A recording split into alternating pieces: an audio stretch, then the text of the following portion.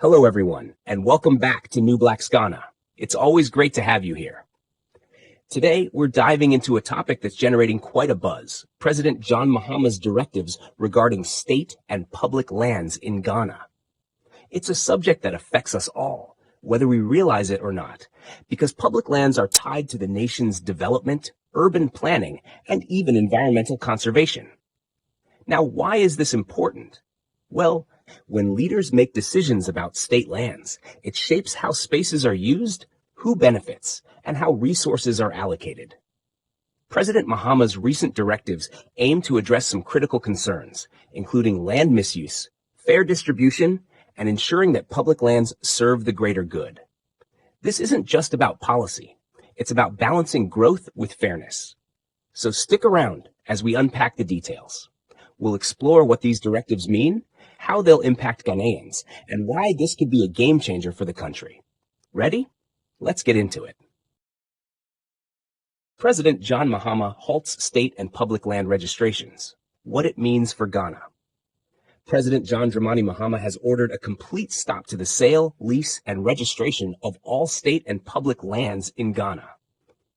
This decisive move, announced in a letter dated January 9, 2025, and signed by the President's Executive Secretary, is aimed at safeguarding public resources for the benefit of both current and future generations.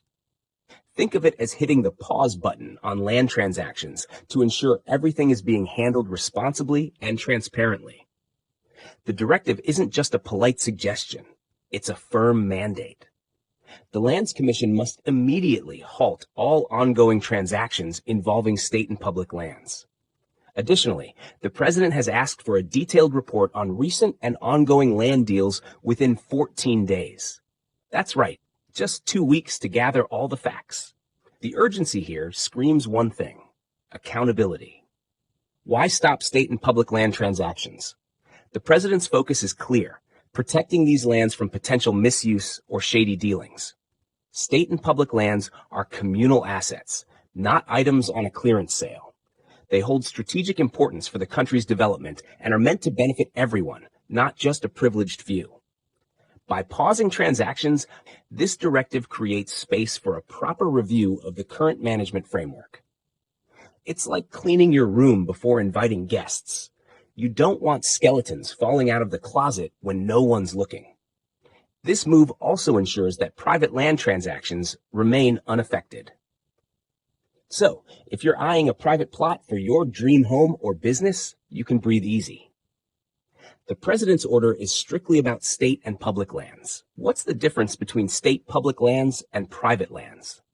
It's essential to understand the distinction between these two land types to avoid confusion. 1. Ownership and purpose. State public lands. These are owned by the government and are intended for communal use, infrastructure projects, or national development. Think schools, parks, and hospitals. Private lands. Owned by individuals, families, or customary authorities, private lands are typically used for personal or commercial interests. 2. Legal framework.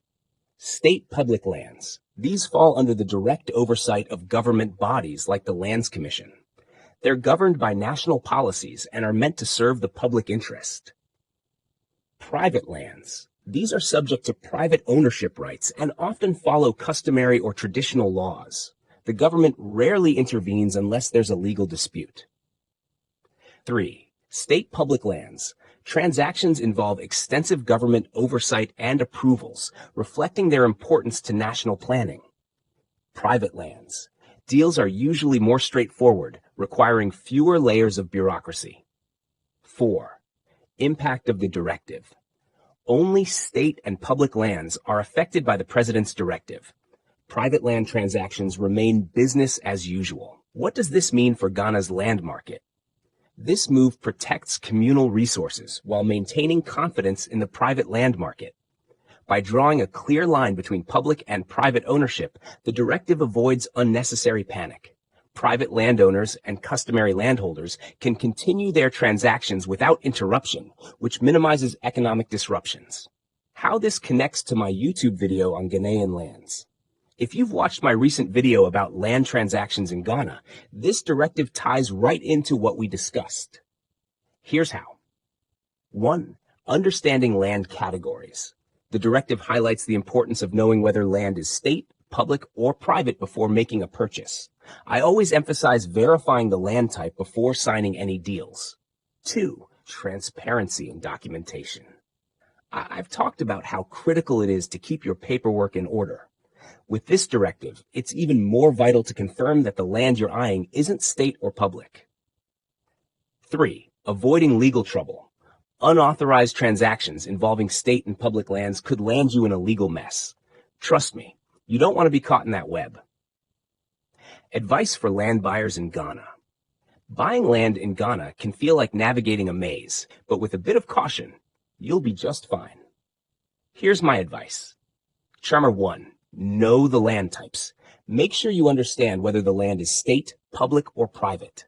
During this period, focus on private or customary lands for transactions. 2. Do your homework. Work with certified professionals, land surveyors, legal experts, and trusted real estate agents. Cross-check with the Lands Commission to confirm the land's status. 3. Stay away from shady deals. If a deal sounds too good to be true, it probably is. Avoid sellers claiming they can bypass the directive. Stick to legitimate channels. 4. Follow updates. Keep an eye on government announcements about the directive. This will help you stay informed about when transactions might resume. 5. Explore customary lands. These lands, managed by traditional authorities, are not affected by the directive.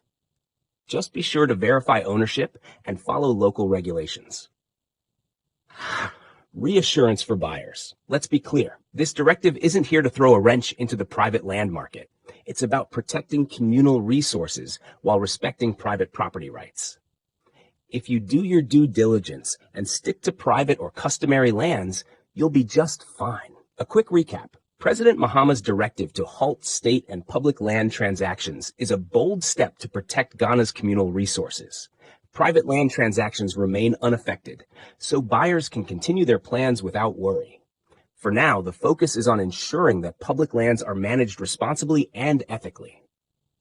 Got questions? Let's talk. If you're still scratching your head about how this impacts you, drop your questions in the comments or check out my next YouTube video.